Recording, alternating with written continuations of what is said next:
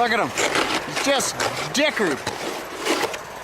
Just dickered, boys. Son of a bitch. Yo, yo.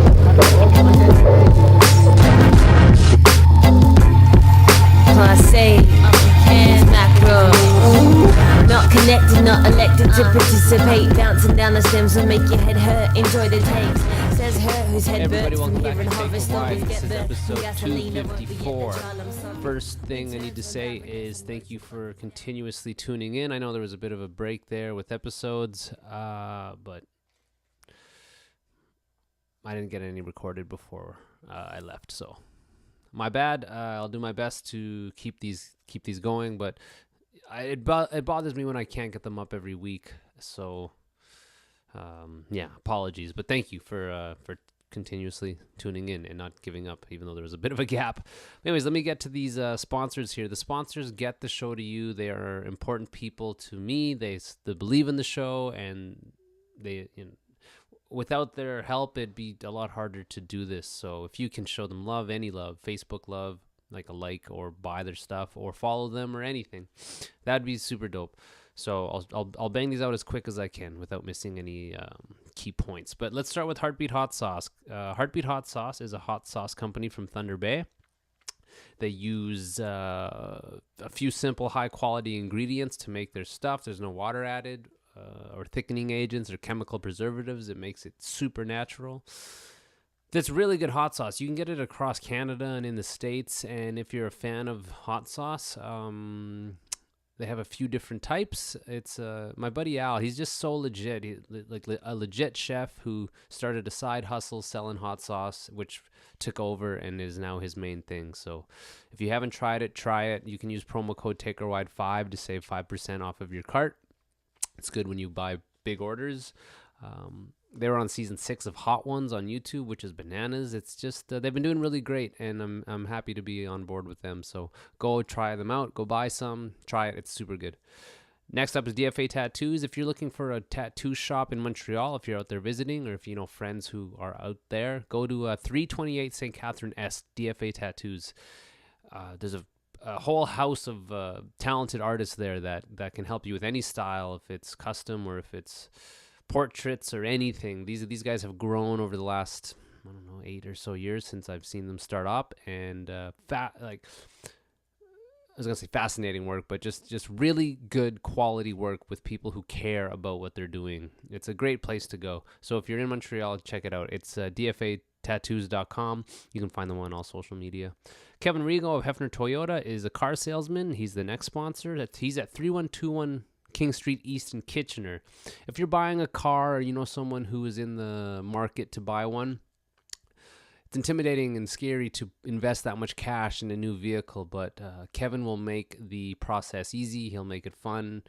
You can trust this dude. I trust him. I've known Rigo for a long, long time. We're old friends, and he's on board with this, so that's fucking super crazy and super awesome. So if you are looking for a car salesman, go find Rigo, 3121 King Street East in Kitchener. Ironclad Graphics is a custom screen printing shop in Kingston, and although they're in Kingston, they make their shirts affordable. They ship coast to coast. They did the last Taker Wide batch. They've done Sab stuff, Grubert stuff. I've been working with them for a long time. Really high quality stuff. Great company. They've been doing it forever, man. Long time. So find them at ironcladgraphics.com. Check them out there. Dapper Beard Oil is a beard oil company from Ottawa, and it's my friend Andrew. It's a small business, so if you're into beard oils or you're into supporting small business, give it a shot. dapperbeardoil.com. You can scope out the types they have there, and if you use promo code TakerWide free ship, you'll save on the shipping. So save some money, support a small company, support the podcast, tell a friend, buy it for a friend, save some money. It's a really good beard oil. I've used it. I have it. Not too overpowering, but it's an effective beard oil. It helps hydrate. It's ethically sourced. It'll repair your beard. It's antibacterial. Reduces beard dandruff. 100% natural ingredients. Just a solid product. So, dapperbeardoil.com. WellingtonBrewery.ca. They're a brewery out in Guelph. They are Canada's oldest independently owned microbrewery. They make award-winning beers. They make delicious, tasty beers. They're somewhat local, and if you're out and about, grab a welly, try a welly on, I think is the phrase. They make some really good shit. So Wellington Brewery. And lastly, DaveLevittPhotography.ca. It's hilarious. I didn't get myself enough time to finish the intro, and it started going into what I actually recorded for the episode. But yeah, I was at Dave Levitt Photography. Dave's a photographer here in Cambridge. He has been doing it for like 10 years. He's a talented guy. And if you're looking for a photographer, he's a man. He's a great dude. He does good work. DaveLevittPhotography.ca. You can find him on Instagram. All the sponsors you can find on social media. I think that's all of them. So my guest for this episode is Brandon Kellum from American Standards. They're a band from Phoenix, Arizona. They have a new single coming out this Friday. And to be honest, it was just kind of a cold call. Just like, hey, man, I know you got the podcast, and I checked it out, and it's good shit. It was a good little chat. It was really fun. It was literally the first time I ever spoke to this dude, and it went really well. I don't know. It's cool to meet new people who are doing it. So hope you guys enjoy it. And here we go. 254 with Brandon. I've got this like sweet yellowish looking lighting in the room here. It's really, it makes me feel like you're in Phoenix. Is that Alaska? Oh no, Alaskan. Sorry. Alaskan. That was Alaska, the band. Oh, I've never. My bad. I didn't know there was an Alaska band. Yeah, they're like a kind of a throwback screamo sounding band out of Vegas. Oh shit! Okay, cool. If you're into like Seisha, Page 99, Orchid, like the stuff that basically everybody calls power violence now. Oh, okay. I'm getting far removed from what's cool and hip, so I had no idea. At 30, I understand that, man. I definitely feel that. How old are you, sorry? 34. 34. I'm 35. All right. So we're probably and you play for a band. I listened to a couple of podcasts, so you probably have a lot of the same feels when you're out there, and the kids are like, "You guys kind of sound like this band," and it's some band you've never heard of. I know, man, for real. I haven't done an all ages show. Well, I don't do them that often, but when I do, it's super obvious. Then, like, holy fuck, I'm not old, but like, I'm not young. Yeah. You've become the old guy in the back of the show that you remember as a teenager. Like, who the hell is this guy? Yeah, and I probably look as weird as I remember those guys looking. I'm sure. We like to think that we don't, but I'm sure it's the case. Yeah, man. Fuck. It's funny that you say you're that old. Like, in looking at just prepping for this a little bit, I pictured you guys being like early 20s. Well, I'll take the compliment. You know, yeah. These boyish looks here. I shaved down the beard too much, though. I started looking like or something. Oh shit. Yeah, this I guess it's just social media, you know. I mean, it's such a veil of like, this is what you're presenting, and it, like, even the music itself, like, it's got tons of energy and stuff, so it's like, oh, these are young dudes making this, not like mid-30 guys. These are cool hip kids. Nah, like we're guys that started when we were like teenagers playing this kind of music, and we wouldn't have expected twice our lives later we're still playing this kind of music. Yeah, it's nuts, man, when you think about how long you've been playing, and also like how long you potentially might play. Yeah. You know, most people of our age, I think they've made the transition over into like DJs or just recording engineers. Something that actually makes money. Yeah, not being in a hardcore band. Man, well, it's super cool that you hit me up. Like, a lot of my guests are Canadian guests and stuff like this, so it's cool to have someone from the States that, like, this is literally the first time we've met. Unless we've met before, and if we have, I'm sorry. No, we actually haven't been up to Canada yet, so okay. we've been pretty close a few times. I mean, we played like, you know, all the northern states, but we just haven't been up to Canada yet. It's a long fucking ways, man, from Phoenix to Canada, so I get it, man. It's a long ways from Phoenix to anywhere. Like, touring the West Coast compared to touring the East Coast is so different. Like, the West Coast, it's every major city is like 6 to 8 hours away. Totally. You tour the East Coast, and every major city is like 45 minutes away. Totally, man. Yeah, it's like Canada. Canada's spread out, right? Oh my God, it's so spread out. Every city, there's like, you know, 10 major cities, and they're all like 8 hours apart, 10, 12 hours apart. Especially out west, it gets crazy, man. Like, I don't know. Don't you wish you kind of lived East Coast so Yeah, you man, could just tour that easily? I do, man. So now that we're getting older, we're getting a little spoiled. So now when we do like tours that are like further away, instead of grinding out 2 weeks to get to wherever we're going, we'll sometimes just do a fly-in. Word. And we'll fly in, take the private jet, no big deal. Yeah. We'll take like the cheapest like flight that we can take into it, and then we'll like buddy up with a band that's also touring with us, and we'll just split a van, split some gear, Man, I'm so on that tip right now, especially my life is not conducive to crazy get in the van touring, so it's really like we're trying to figure out like, all right, how do we do fly-ins, like, because I don't really want to grind like I used to. Yeah, no, I'm in the same spot, man. We used to grind, like when I first started playing music, we'd try to do 8, 9, 10 months out of the year. Oh my now God. It's like we're doing 1 to 2 weeks, and that's like every couple months or every few months. We're definitely not grinding, but like the beauty of that is now instead of playing a bunch of shows in like spots that maybe like 15 or 20 people show up and like the bands we've never heard of, now the tours that we play get to be with like bands that we want to play with. Like they're typically in turnouts. We almost do better on the road than we do back home. So it's more enjoyable. It's less stress, Totally, man. Will you guys splurge on hotels at this point in your lives, or is it still like you have enough friends and stuff? When I say splurge, splurging is buying one room and fitting 4 guys in it. So that's we do splurging. get hotels, but it's typically one room for 4 guys, But you say there's 2.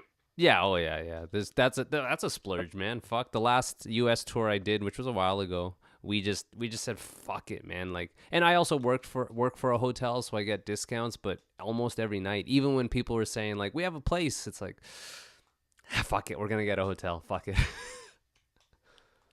Well, it's funny that you say that, because honestly, I would say 99% of the shows we play, we get multiple people like offering us like, if you want to stay back here for free. And I think the guys are getting a little prissy because they're like, I'd just rather have a room so I don't have to feel like I have to party until 4 a.m. or something, Totally, man. So it's definitely different.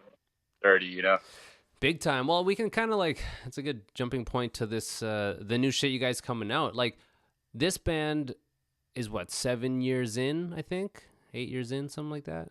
Yeah, we started actually 2011. So 2011 was when we first started. I think our first album was 2012. 2012. And I actually am curious because at our age, you definitely want to do it smarter and, make it less of a burden on your life. Starting this band. So if you're 34 now, 7 years ago, you're like, what is that? 27. Hey, 33. Don't add that extra year. 33. Okay, 33. So much younger. Yeah, take them when you fucking can, man. I'm fucking 33. But so like the whole trajectory of this band and especially this new single coming out. I don't know. Before this band, were you in other bands that like grinded like crazy? And kind of what's the history leading up to this band? This isn't your first serious band, or is it? Yeah, no, you're right, man. I think I first started playing when I was like 15, and it was absolutely the dream. It was like, it doesn't matter what job I'm working, it doesn't matter what's going on in my life. If someone says, hey, you get a chance to go tour for 1 week, I would quit my job, I would leave everybody, pick up everything, and go tour. And that was a dream for a solid 5 or 6 years. And we were doing it. We were doing some stuff for a while where we actually started picking up some momentum. We got on the Warped Tour back in 05, 06. This band, another band, not this band, right? My prior band, yeah, prior band. What was your prior band? So the one right before American Standards was called The Hostage Situation, and it was very much like, I'd say, the Dillinger Escape Plan meets maybe Mailing and a Sons of Disaster. Okay. There's like a lot of like southern kind of rock and roll riffs, but a lot of like grindy parts too, Okay. Yeah, so we did that for a while, and before that I was playing guitar for more of like a Black Dahlia Murder style band. Oh, cool. Okay. Cool. Yeah. So, and those, would you say you've gone harder with this band or harder with that other band? Because it is harder to go hard when you're older. It's easier to do when you're younger. Yeah. It's hard to say, man, because I feel like back then when we were really, really trying, I don't feel like we got a whole hell of a lot out of it. We weren't we weren't getting these huge tour offers or show offers. But we were really trying. We were grinding nonstop.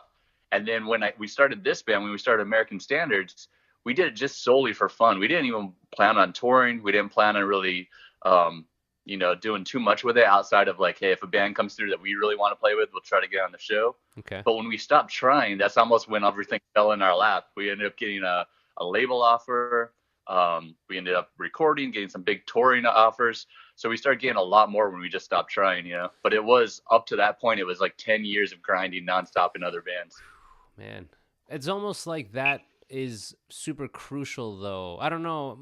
It's hard to say because I have a friend who really hasn't grinded like that. I did the same sort of thing, like 10 years of kind of fruitless, what seemed like fruitless grinding. And a buddy of mine like didn't really do that, but almost had better opportunities and more muscle behind what they're doing. I don't know, but in my case, and I think in your case maybe, I feel like there's so much to be learned in those 10 years of grinding that when you reach, your 40s, you just know how to do it better and smarter, and you kind of know really why you still do it. Without those 10 years, I don't think I would have that sort of like ability to just appreciate it. Yeah. I think you're right on a couple of those things where it's, I think when you're younger, you're constantly disappointed that you don't have more, And because you're always frustrated that the show's not bigger, and it doesn't matter what show you're on or what tour you're getting, you always want more than that. So you're never really caught in the moment and having fun. And I think that vibe actually kind of puts out there where when you stop caring or when you start just doing it solely for fun, people see that you're having fun with it. And then you're no longer stressed and it's easier to get something out of it, Totally. So I think that's a big piece of it, man. Big time. But that might be like just more of a I don't know, a purity thing. Maybe like all the stress of running it as a business and making money kind of clouds what you're actually doing, which is like, you're trying to make good music. And maybe the best music comes out when you're like way less stressed about everything. Maybe, I don't know, shit. At least it's a lot more fun. Like I said, if we go play a show somewhere and there's 20 kids in the crowd, we'll play that same show as if there's 2,000 kids in the crowd. It's the same show every night, and we're gonna have fun doing it. And we no longer get off stage and say, "Man, I was out of tune here, and you really messed up this part." It's like no one even knows what your song's supposed to sound like for the most part. Yeah. So we just have fun doing it. Yeah, I think reaching and getting older and still doing it, it's been more fulfilling than ever now because there's no pressure on it anymore to make it. It's just like, I'm just going to do it because I can. Because at some point, we're literally not going to be able to. Like, you're a vocalist, so, maybe you can go a few more years than like a drummer, but you're not like singing. You're putting your voice through some harsh shit too. I'm already several years past my prime. I probably should have packed it up 10 years ago. Are you the only vocalist in the band, or does someone else handle? Like, do you guys split it, or is it just you? Yeah, actually, so we've always split it pretty heavily, but even more so lately. So it's like we're almost like the Taking Back Sunday of hardcore right now. Okay. It's like I'm like 40% of the screaming, and Corey, our guitarist, is doing like the other. Well, actually, no, I'm probably more like 60 or 70, and he's probably doing the other 30%. Oh. So it's we split it up pretty well, and that's from two things. Like I personally, I enjoy having a lot of layers and depth to like the screaming. I don't one tone. Word.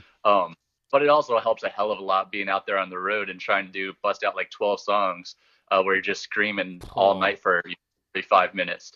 Like I drum and I do vocals too, but it's not, our sets are kind of short.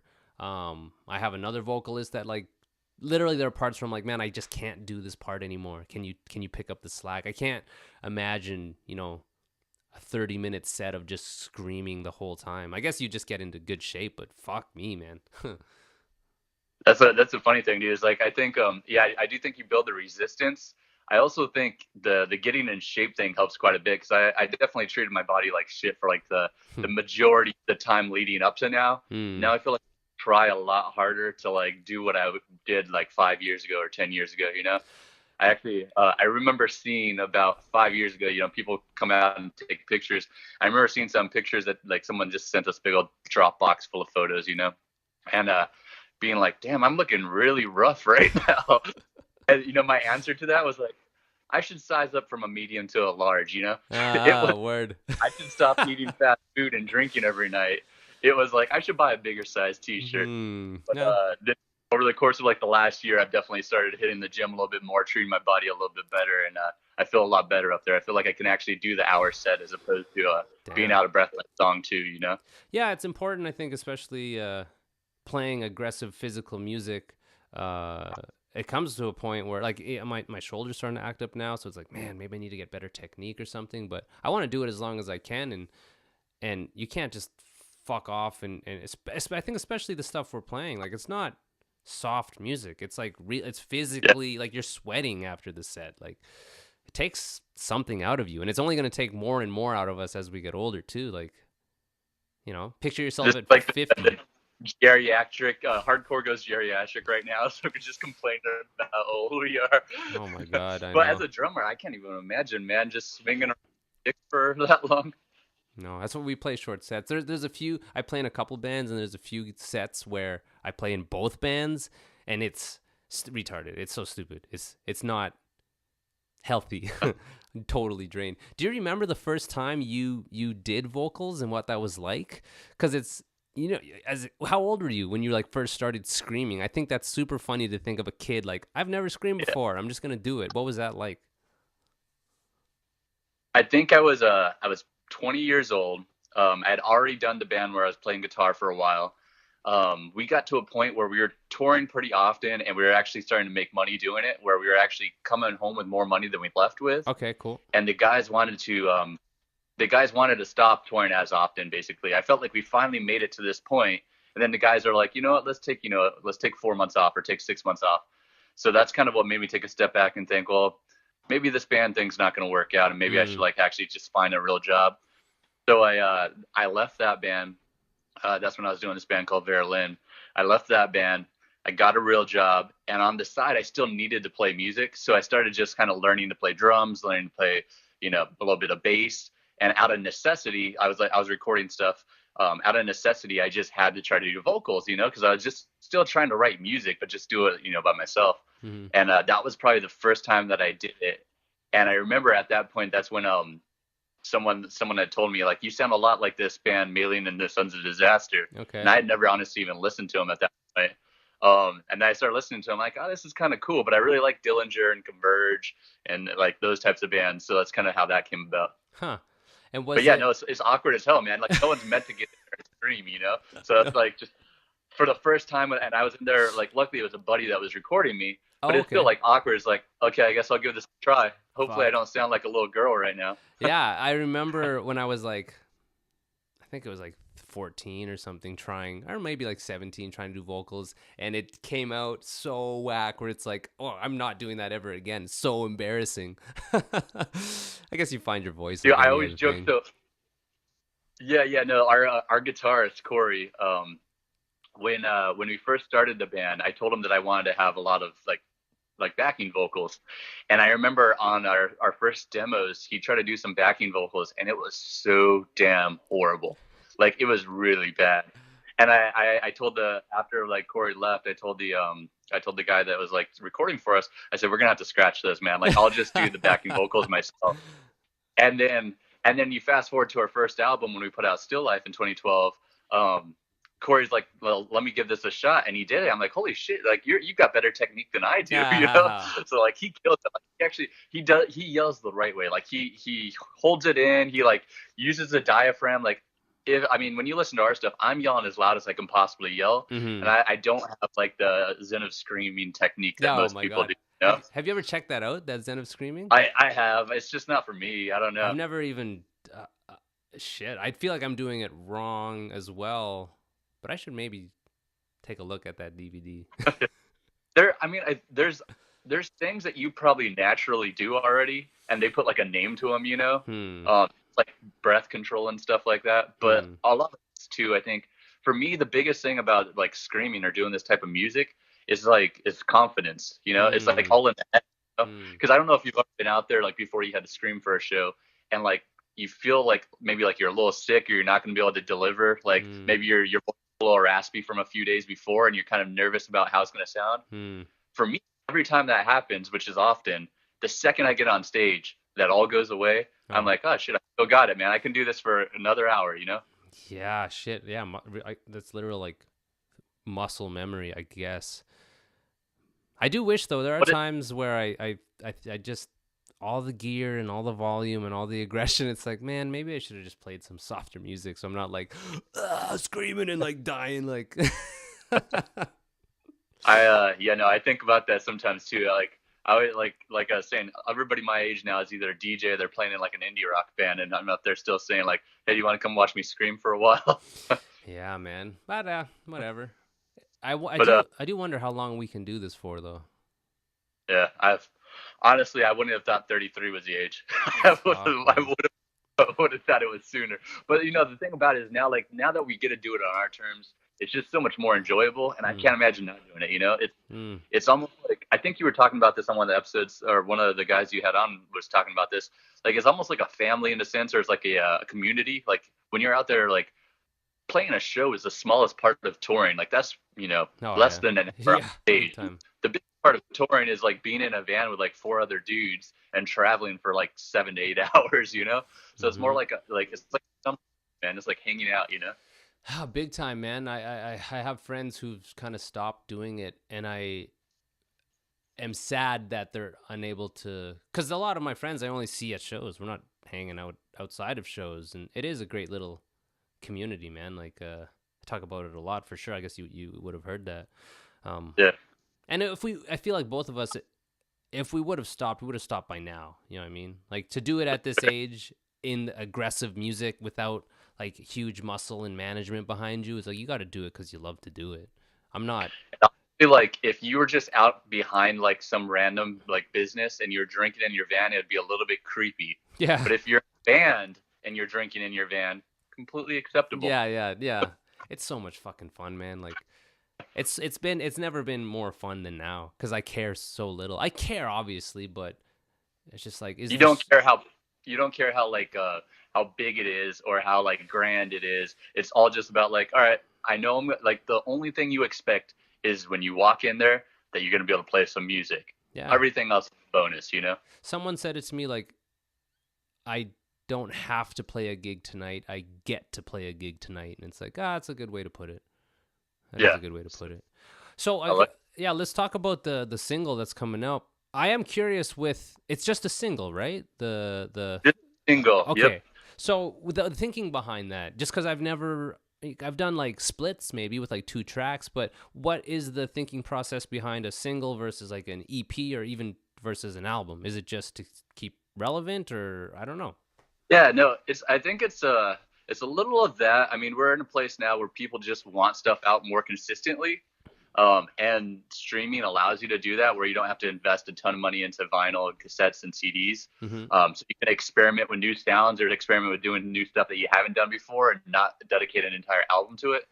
But even more so than that, because we're definitely going to jump back into a traditional album cycle. But even more so than that, I think we've historically worked with people that have really great studios, but don't understand our sound. Okay. And results of that are songs that I absolutely love, like as far as what they are, but I don't think the recording does them justice at all.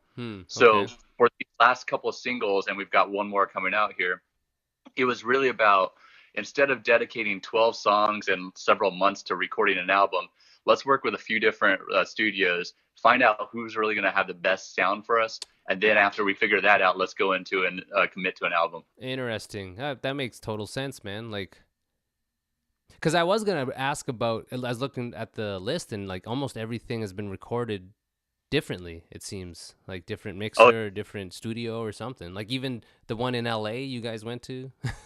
Yeah, we went to King Size Sound Labs, which did the Last Let Live album. They did Mars Volta. They did Bad Religion. Great studio. We've never been somewhere where we felt so out of place because it was so much above our pay. Like it was so much above like what we should be. And like they had runners that were there just to like go get us coffee and go get us food and stuff. Wow. And we were paying for that. And I felt so bad, especially as a vocalist. So like when the guys are tracking, the guy would be like, "You want to get a coffee?" I'm like, Here, let me go get you a coffee. What do you want, man? That must have been quite a trip, though, man. Imagine that's the norm, though, where you're like, "Where's my goddamn runner?" Yeah, right. It made no sense, man. But it was a nice studio. It's just I don't think like we don't want like most studios now, and you may have experienced this. I don't know how you guys do your stuff, but most studios now, like they're not even used to recording a real drum set anymore. Like they're doing program drums, they're doing direct input guitars and using whatever Fractal or Axe effects. And we're very much a band that like we want to use real instruments. We don't want to punch in every riff. We want to make it sound good, but still like at the end of the day, it's a real band playing, you know, through real amps. Yeah. And a lot of studios, especially like the studios that are newer and nicer, they're not as used to that, and they want to make a really polished sound. So when we come in there with an actual drum set and actual amps, sometimes it throws them off a bit, you know. It's that just seems like a sign of the times with what can be done on a laptop, and also kind of almost the standard of aggressive music and how it sounds. And I'm totally talking out of my ass with this, but you know, like Converge, for example, that sort of Kurt Ballou, God City, like big, huge sort of sound. It's like that's what the kids like, you know? And like honestly, like listeners, like you, to your point, like listeners almost expect that now. And for the most part, honestly, before I played music, if you should, I would like, here's a great example. Like you probably, I'm sure you've heard of As I Lay Dying, right? Mm-hmm. Do you remember hearing like 94 Hours, their first single, when that drum part hits, where it's just solid double? No. And you're like, what the hell is that? You know? Yeah. Yeah. Where you know what? You're right. I remember moments like that where it's like, this is obviously not real. But the crazy thing is, like you and I, like people that play instruments, probably pick that out pretty quick. But most people probably just think like, holy shit, that is a good drummer. You know? Yeah, totally, man. And I find it fascinating that it's totally okay to like sound. It's like totally like, yeah, why wouldn't you sound replaced? It's like, wow, that's weird that's so okay now. Because it's only replaced to musicians that know it is. Like to everybody else, that's just what it sounds like, and that's what makes it's like good and bad. Like I'm not like the old man that's yelling at a cloud right now, because like how cool is it that like any one person can get in their room right now behind their MacBook, record an entire song from drums to bass to guitar and vocals, mix it, master it, and put it online tonight with spending virtually like no money outside of like the instruments, you know, that they already have. For sure. Like that wasn't a thing like back in the early 2000s, you know? So it's better because of that. But people's expectations are much different. Like they expect you to put out more music. They expect it to sound like unrealistically like mechanical. And you're also yelling into a area where everybody else is yelling, meaning like it's hard to cut through all this noise because there's so much stuff coming out there. Like it's no longer you get an album, like you wait at the record store, like on, it used to be Tuesday night, you get an album, you pull it out and you look at the book and you see like, you know, all the lyrics and all the art, you listen to it the second you get it. It's like, all right, your favorite band put out an album last Friday on Spotify and you might not even listen to it yet. And it's free to listen to. Yeah. You know? That's crazy. Yeah. It's like, it came out a couple of weeks. I've literally done that where it's like, I know it's out. I just haven't listened to it yet, even though I easily can listen to it for free. Yeah, it's nuts, man. Yeah, shit's changing, man. Fuck. It is cool that kids can like pop and rip shit out on their own. It's just it is jarring at first. Like no one else hears how fake this sounds, but it's like I don't give a shit. It sounds fake. It fucking crushes. It's like well, I guess it does. Shit, I can't argue that.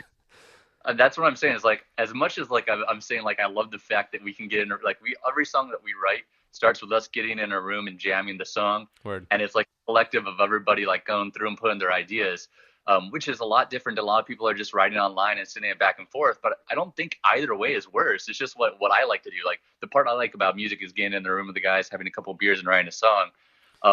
Now it's really about like how does that translate into something that it doesn't sound mechanical, but it still sounds good, you know? Big time.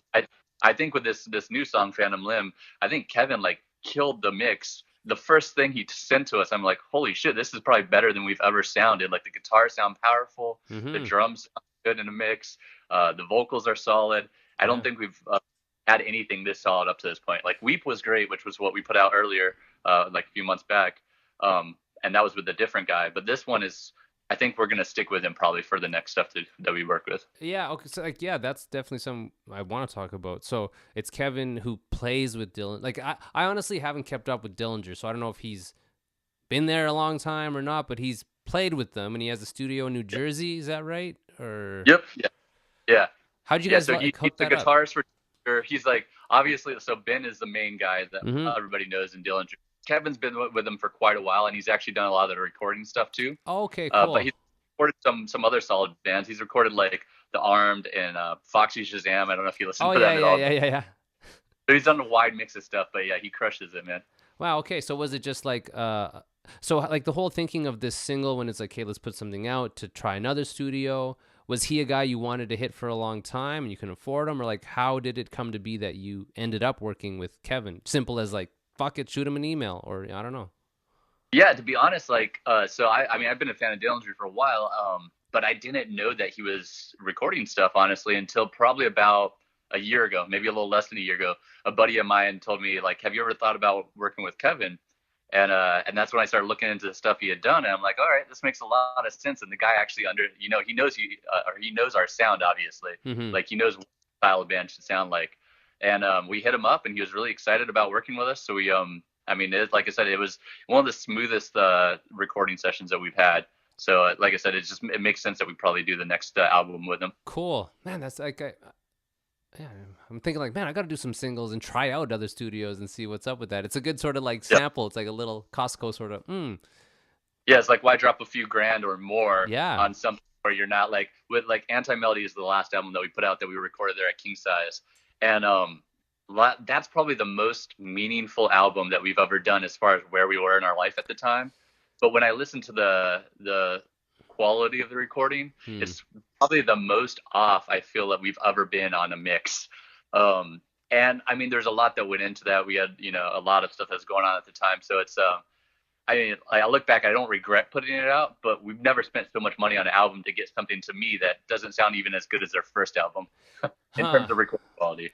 Well, I can ask, like, do you think part of that was that around the time you lost your dad and the time that your guitar player passed? Like all that happened around the same time, right?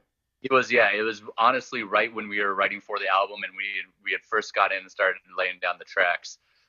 We lost Cody, our initial guitarist, and then my father passed away about a month after that, and we had just basically said, all right, let's push through this. We've already got all this money and time invested in it. We could scrap all this stuff, but let's see how we can pull it together and make it something. So like I said, it really means something to me. But then I think because it was so like disjointed in the way that we had to pull it all together, the actual mix of it suffered. Like I've never wrote lyrics that like resonate more with me or that like puts out more of me out there, For sure. But I don't. Yeah, well, it's also about moving past it. The thing is, we probably could have sat on it for another few months or another year and try to perfect it. But it was also about like, let's get this out there as it is. Like it's raw. Let's get it out there how it is, and then let's move on to what's next. And I'm hoping like with what we're doing now, it's like, well, this is the band. Yeah. Wow.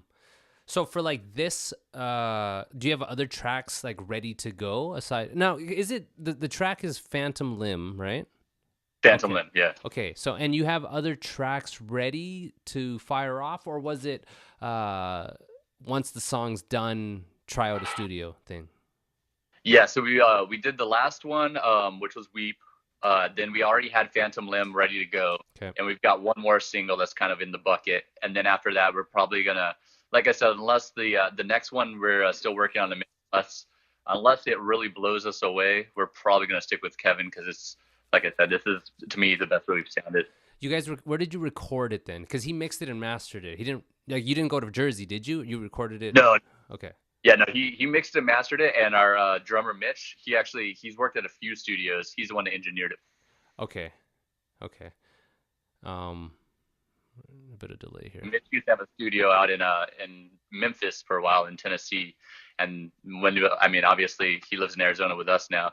So when he came here, he kind of brought a lot of his gear. Okay.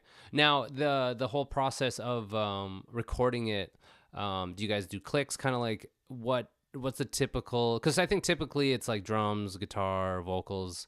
But having Mitch, is that his name? Yep, Sorry? Mitch. Yeah, that's the drummer. Yeah. Did it change any way that it was recorded, or how did you guys lay it down? Yeah, the biggest thing that it changed is we were no longer on a timeline, and we were allowed to change it as much as we wanted, Okay. which was it was the least stressful recording experience I've ever had. But it was also probably to a fault because I'm such a I'm the hardest guy on our band probably, and the guys probably hate me because of it. Because there's so many times that we got it to a point where everybody's like, "This is great," and then we sat on it for a week, and I said, "I don't know, let's go back and do this over. Let's try this a different way." So the song that I think you probably heard here, it's I kind of accidentally stumbled into a singing chorus, which is kind of uncharacteristic for us. Okay. We're not known to have choruses or to have a lot of singing. We like I'll throw in a line here and there, but with this song I had like this melody in my head, and I was working it out with this very other talented musician named James Hall, and we were kind of working it out, riffing together. And I told Mitch, I want to come in and try something, and we went in there and recorded that chorus. And at that time, no one else in the band had heard it yet. Okay. I had he sent me the mix, and I could have very well have sent that in the group text to all the guys, but I'm like, this is so different than anything we've done. I don't want the first time for them to hear it to be like over their cell phone, like when they're driving or something. So like I think we held on to it for a week or two until they were able to all meet at Mitch's house, and then we played it on the speakers for the first time. And I think Steve, our bass player, loved it right away. I think Corey like secretly maybe not even secretly, maybe outwardly hated it because it just kind of it was jarring. It threw him for a loop. He expected like yelling to be there or something more chaotic to be there. And then he went home, and I think before even he got home, he texted me and he's like, "Dude, this is one of the best things that we've done." Cool. How do you guys typically listen to your mixes? Like, will you do do you have a specific stereo at home, or headphones, or a car, or all three, or how do you listen to your mixes? I try to listen to it on everything because you probably know this, man. Like when you're in the studio, everything sounds badass, right? Oh yeah. And then the second you get home or put it on your car speaker, you're like, all right, the way that most people are going to listen to this is going to be in their car or on their phone. And if it doesn't sound good there, who cares how good it sounds on, $4,000 speakers? Big time, yeah. You know what I love about when I know a conversation is going well is I don't need to look at my questions. And this is going well, but there's a lot of stuff I want to touch on. A thing I think about is, especially at this age, and I am a bit, not lazy, but I know how I play, and I don't push myself too hard to improve. I probably should. But, like, as a vocalist, it's, like, I can go to the hall and fucking lay out rudiments and this and that, but how do you grow as a vocalist? I guess trying new things, like you said, but even more so lyrically, like, how do you, I don't know, it's a question, like, how does a lyricist grow? Are you writing every day, or how do you handle your growth as a musician as a lyricist? Yeah, so from the lyrics perspective, I literally have a notepad on my phone, and all day, like, if someone says something that just kind of sits there, it just, for some reason, it lingers, I say, I've got to jot that down, put it on my notepad, and I'm going to come back to that and work on it, Or reading or watching a movie and, like, some type of line just kind of catches my attention, I'll throw it down on the notepad. And then when it actually comes time to where we've got some music recorded, I start thinking about, like, what does this feel like to me? Like, what's the overall tone, or what kind of resonates with me? And then I go through that notepad, I pick a few lines, and then that's where I just build everything off those lines.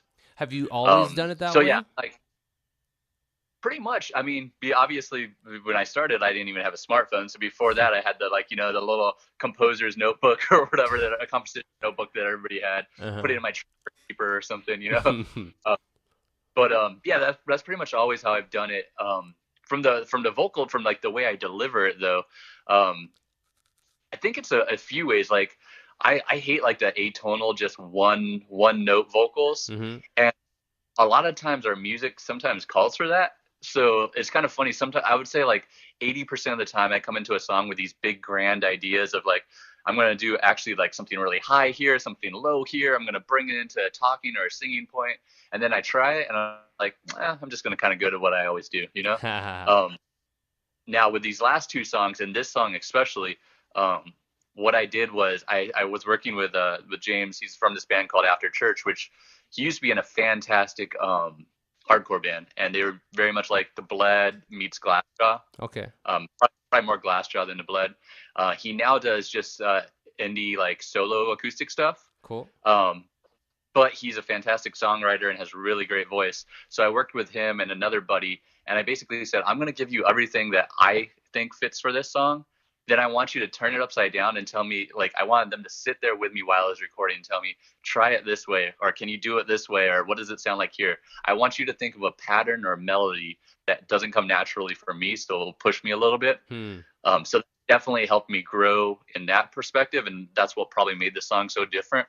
I also think what made the song so different is we had Corey, the guitarist. I had him track the entire song from front to back, and then I tracked the whole song front to back, and then we took the takes of each. So when you listen to the beginning and it's back and forth, there's a take that's only Corey doing that, and there's also a take that's only me doing that. And then we decide, all right, it makes sense with you coming in with the first line and me the second line, because Corey is much more of a he's like what he delivers really powerfully, but there's not a lot of character or dynamic in it. It's just angry and heavy. It's like one tone, angry, heavy, you know? Word.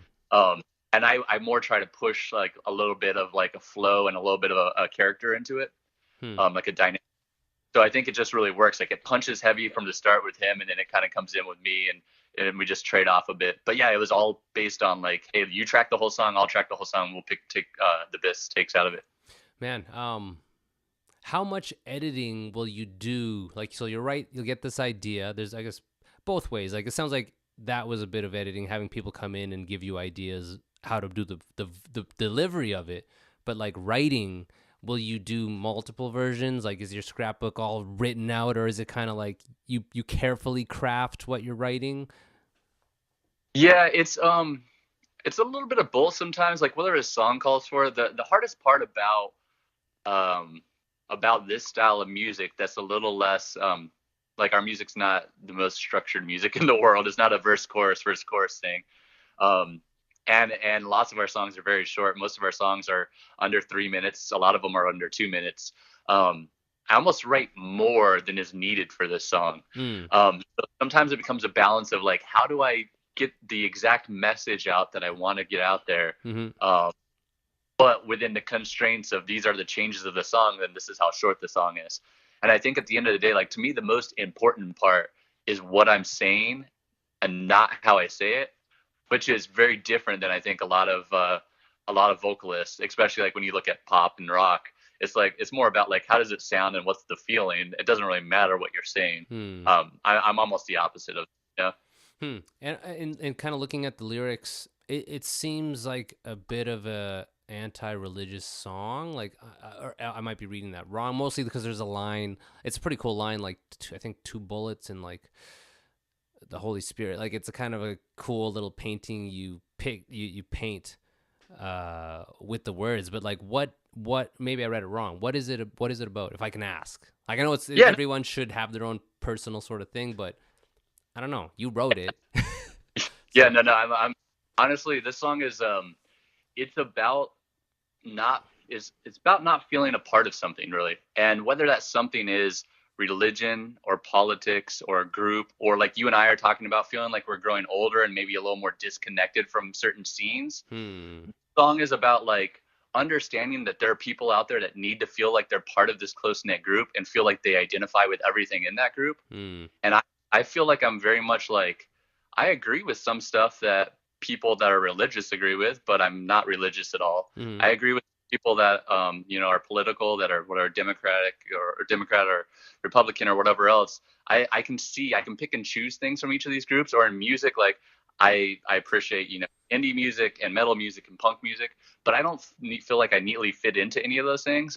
But as I get older, I'm starting to realize I don't need to fit into any of those things. Like I can still feel like I belong without feeling like I need to say I identify 100% absolute with whatever groups people are in. Man, I feel that with especially bands that don't look like how they sound. I love that. Like it's like I'll see like a crust punk and it's like I know exactly what you like. I'm assuming that you like Dysphere and Discharge and all the diss bands. But really, a thing I think of is like a band like Dillinger when they came out and were playing. It was like, whoa, it's such a they can have a foot in like not fashion, but like they put themselves together playing super gnarly music, or even like how you're touching on. Yeah. I think getting older and being able to not just like have one flag of like this, I'm the crust punk guy or I'm the metal guy. It's like I'm just the dude who likes all this type of stuff, and that's cool. That's like Phantom Limb makes sense as far as like being part of that Phantom Limb group. That's like it itself is its own group. Yeah, so this is really like, it's all about me challenging myself to just be someone that doesn't feel disconnected, but at the same time doesn't feel like I need to be part of something, Mm-hmm. I feel that, man. And honestly, it's kind of funny too, because I think if the theme of this podcast right now or this episode is age, I feel like the weird thing is like when you're younger, you feel like you need to belong to everything and like you need to know what's new and cool. Mm-hmm. But like you get older, like a lot of people that get older, they start feeling like the only stuff that's good and stuff or pure is what was good when you were young, and you stop accepting new stuff, Big so time. like in a way it's also about like challenging yourself to be like, all right, just because it's new doesn't mean it's bad, if it's a new thought, a new idea, or going to music, if it's new music, like it's not all bad, it's just like it's different and you have to find the good in it, like it's easy to shit on whatever's going popular now, SoundCloud rap, for example. And most of SoundCloud rap, it's easy for me to be like, yeah, that's all horrible, but there's maybe some good stuff in there. I haven't dug into it, but but it's really, as you get older, since you're not part of it, to say it's all shitty, I think it's really hard to keep an open mind as you're getting older, because I've talked about this before, where there's like a momentum of childhood and then high school and then like a job, but then like at our point, it's kind of like I can kind of see where the road is leading. And there's not super milestones to achieve. There's things that are going to happen, but I really need to try to be open, just not be so set in my ways, because I think the older I get, it's almost like the crustier I get and the harder I am to like break with new sort of ideas. But I feel like music's a great way to open it, like I can remember a time of being like, oh, Lady Gaga's total garbage, you know what I mean? Where now it's like, no, shit, it's not total garbage. It's actually pretty amazing. Yeah, I mean, I think every metal kid when they're in high school said like country and rap sucks, right? No, and totally. then you get a little bit older, you know what? There's some good country, there's some good rap, It's just up to you to look for it, and it's up to you to challenge yourself to be okay accepting stuff that maybe doesn't fall neatly into whatever you're into right now, Yeah, totally, man. So I was gonna ask about it's kind of cool, like you guys had a pretty cool little quote in Decibel, and I think was that the Weep? Yeah, it was Weep that was about, right? There was like you guys got some good press for that. Did you go through a PR guy, or how did that all come to be? No, honestly, so the great thing about being in it so long is you make so many contacts. So someone that you might have known that used to be in a band, they're now working for a magazine, or someone that used to run a label or run a venue. So right now, up for the last, ever since we were working with the label back in 2012, 2013, we left them, I think, in 2013. Ever since then, it's been all me, all the press, all the touring. If you talk to somebody online, it's most likely me or one of the guys. Is that Motion Management? Is that you? Yeah, that's all me. Word. And I through Motion Management, I used to book other bands on tours, and I used to book press for other bands. But when American Standards, like it wasn't meant to like take off like it did. When it started to take off, I just didn't have the time to do it. And like now, people ask me all the time, like, I saw you're in alternative press, or Metal Injection, or Lamb Goat, or whatever, and they'll always ask me, can you help me get in there, or can you help me do this and that? I'm like, I'd be happy to like give you an introduction, but like I can't be your press agent, because I like to be your press agent. Like for me to do press for American Standards, it takes a long time to do. So like I would have to make you pay me, and I would hate to make you pay me when I can't dedicate my time to really helping you. So like I'll give you an introduction, but I'm not going to sit there and spend a few days emailing hundreds of outlets and hoping that like you guys get something. Man, what do you do for work? What is your gig? Yeah, actually, so I for the last 12 years, I worked as a business process consultant at a bank. So it's kind of a nerdy mix of doing analytics and strategy management, kind of recommending ways that they can change their business. Okay. And just last week, I started a new job, still at a bank, but in a completely different line of business, doing something fairly similar. Like they send us out to different lines of business. They ask us how we could make things more efficient, reduce risk, help them, whatever, better experience, that type of stuff. How have they been? Because I know you guys have this tour coming up, and it's not like fucking 2 months, but is that part of jobs? Is it hard to tour with like everyone's job? Has that been a problem or no? Or yeah, no, for me it's not a problem at all, because I mean, one, I've got so much damn PTO now because I've been with the bank for so long. I've been with the bank for over 12 years, so I literally have 35-40 days of PTO a year on top of every weekend off and holidays. So like I normally get paid for my main gig plus get paid for being on the road. So it actually works out to my advantage. Nice. And if I didn't want to use my PTO, I can work from the road too. All my work can be done remote. The other guys, it's a little bit harder, which is a big reason why we don't tour as often. They all have gigs that are a little less predictable. So that's why, like I said, we're only every few months we're doing a week or so, and then doing a couple in-town shows and maybe like a weekend run. That's pretty much all. Yeah. Well, do you guys still have to invest your own money in the band, or has the band kind of floated itself? It's pretty self-sufficient now. I think like to make money as a band, you've got to be out there touring nonstop. I think so too. Or you've got to be a merch machine. And the thing with us is, although we have a lot of merch, the only merch we press is merch that we like. And merch we like necessarily isn't the merch that sells. Like when a big old foil, like gold letters were big, or when all the colorful t-shirts were big, we weren't going out there trying to buy those types of t-shirts, So we're not a merch machine. We don't tour nonstop.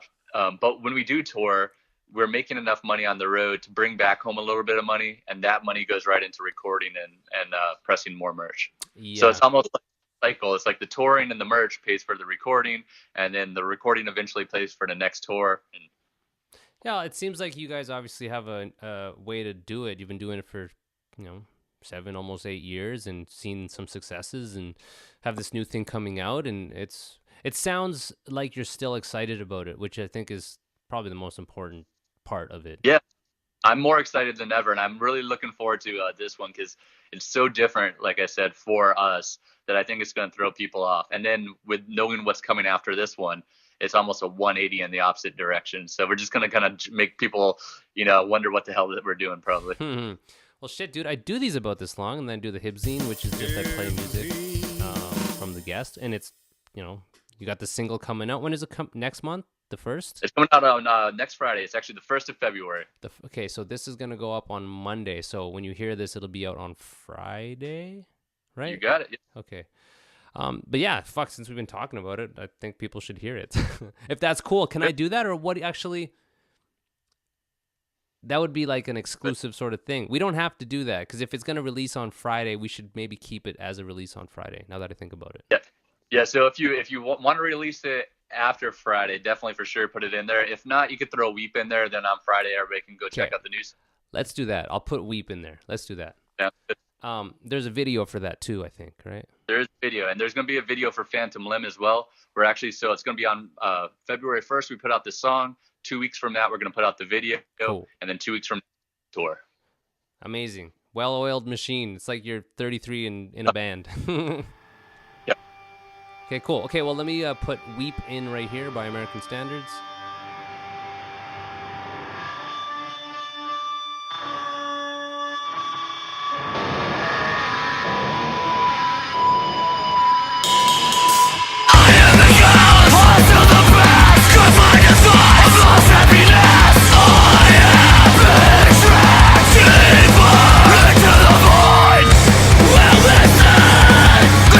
Time for what I was held. I'm ashamed.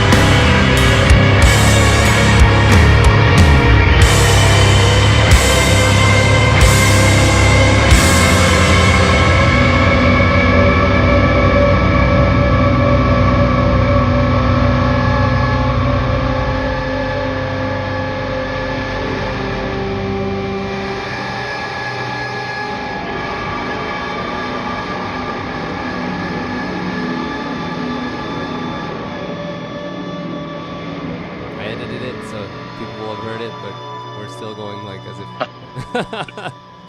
But cool, man. How do people find you guys? Like, what's all the links and all that shit? Honestly, we're everything that you can possibly think of / American Standards, whether it be Facebook, Twitter, Instagram, Tumblr. We're on all the streaming sites, Apple Music, Spotify, Bandcamp. Bandcamp is great because if you go to Bandcamp and actually get something off that, whether it be downloading the songs or getting the merch, that's probably the most money that goes to the band. Spotify is like, hell, we get our 50,000 streams and they send us a check for $25, you know? Yeah, I know. It's kind of bogus. It actually stops me from getting Spotify. It really does, because it's like, I know this money isn't going to anybody, so. Yeah. The only thing it's good for, I will say, I mean, it's great as a listener. It's absolutely great. But it is, I mean, it's kind of like the new thing. You almost have to adapt to it, because it's like, it's probably the number one way people find us now is on Spotify, like playlists. Like, we got on a couple of big playlists with Weep, and we had hundreds of people that were like hitting up our social media. They're like, how did I not know you were a band? I'm like, I don't know. We've been out here for 8 years doing it, you know? Look at these grays, man. We've probably been to your city a dozen times. Well, fucking A, man. Okay, so yeah, people can check it out. I'll have the links in the description too, so people can find it. But on Friday, when you hear this will be Monday. The new single's out, recorded in Phoenix, and then mixed and mastered by Kevin. You got it. And yeah, it sounds great. I had a little taste, and I'm sure people are gonna fucking dig it, man. But dude, and also, yeah, thank you. What's that? Sorry.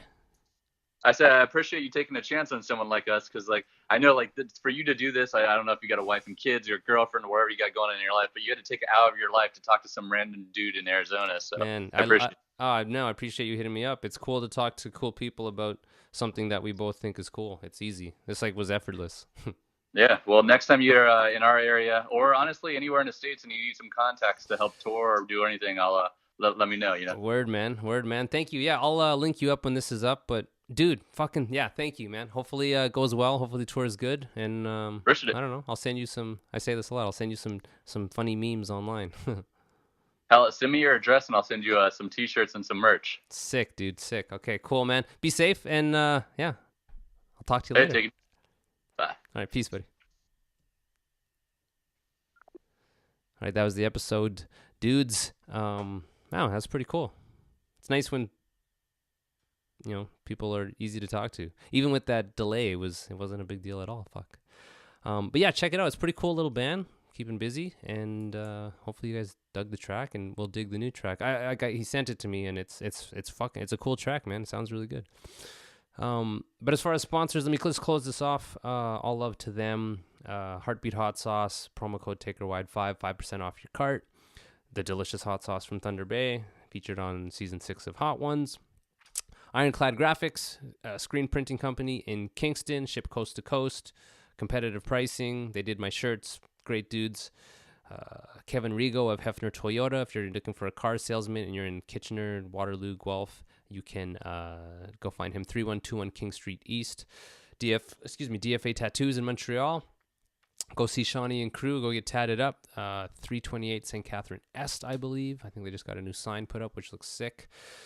DapperBeardOil.com. If you're looking for some beard oil, just use promo code TakerWide, free ship, and you'll save on the shipping. You don't have to pay for shipping, which is very cool. Wellington Brewery for the beers. They're out in Guelph. Grab a Wellington Brewery, and you're supporting them, and you're supporting me, sort of, in a way. And DaveLevittPhotography.ca if you're looking for a photographer in Cambridge and area. Instagram, TakerWide Podcast. You guys can follow new episodes, old episodes, all the shit's there. Homepage is takerwide.com. All my old episodes are there. Actually, and there's a newsletter there if you sign up for. I send out basically a summary of the episodes on Friday with extra promo codes. You save some more money through the sponsors if you sign up for the mailing list. And what else? I think that's about it. I don't know. I guess I should say sorry for the delay in the episodes. I was out and about, and I don't know. I'm sure I could have busted my ass and tried to get something recorded, but I didn't feel like it. So there you go. But thank you guys. This is Taker Wide. See you next week. Peace.